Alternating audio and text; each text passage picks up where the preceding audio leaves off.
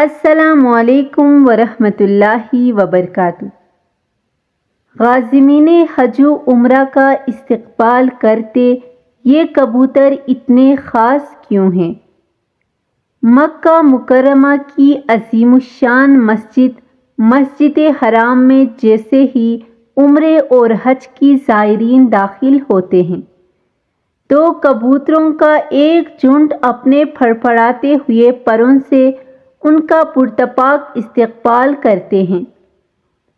ان کبوتروں کو حرم مکی یا مقدس کبوتر کہا جاتا ہے۔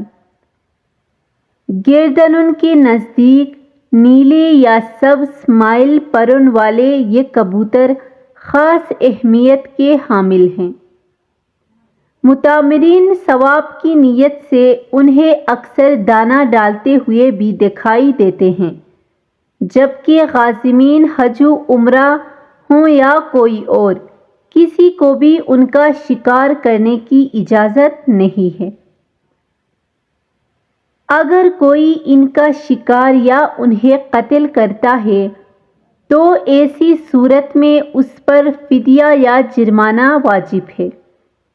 مکہ مکرمہ کی تاریخ میں مہارت رکھنے والے ایک محقق سمیر احمد برقہ کے مطابق ان کبوتروں کو مقدس اس لیے کہا جاتا ہے کیونکہ یہ اللہ تعالیٰ کے مقدس مقام کے گرد منڈلاتے رہتے ہیں، اور اس لیے بھی کیونکہ انہیں مکہ مکرمہ میں اپنی حفاظت کا کس قدر یقین ہے۔ ان کبوتروں کو ان کی خوبصورت شکل، منفرد رنگ، بڑی بڑی آنکھیں اور لمبی گردنیں دیگر تمام پرندوں سے منفرد بناتی ہے۔ حرم مکی کے یہ کبوتر زائرین سے ڈرتے نہیں ہیں، چاہے یہاں کتنا ہی رش کیوں نہ ہو۔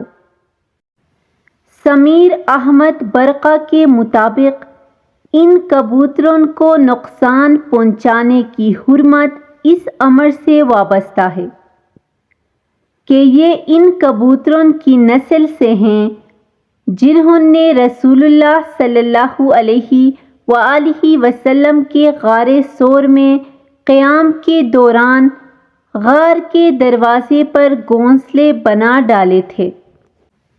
انہوں نے ایک دوسری روایت کے مطابق بتایا کہ حرم مکی کے کبوتروں کی نسل کا تعلق ان ابابیل پرندوں سے ہے جو سمندر کی جانب سے آئے تھے، اور انہوں نے اپنے پنجوں میں پتھر اور کنکر تھام رکھے تھے تاکہ بیت اللہ کو منہدم کرنے کے ارادے سے آنے والے یمن کے بادشاہ ابرہہ کو باز رکھا جائے۔